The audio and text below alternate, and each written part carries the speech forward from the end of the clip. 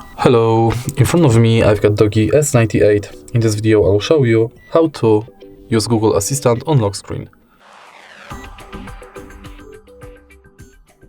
In the beginning, let's enter Google app, tap button in the top right corner and go to settings.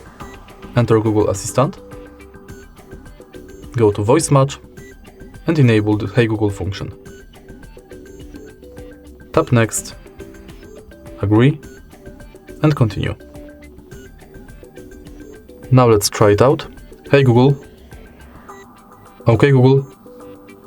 Sometimes you'll have to retrain the voice model. Okay Google, what's the weather tomorrow?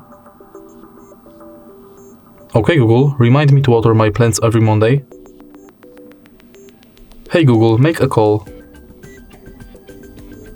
Hey Google, set a timer for 5 minutes. Tap finish and let's try it again. Hey Google. Now that we are sure that it's working, let's go back and go to lock screen. Enable this function and now simply lock the screen and say, hey Google, what's the weather like tomorrow? There will be scattered showers with a high of 22 and a low of 14. And that's it. If you find this video helpful, please leave like, comment and subscribe.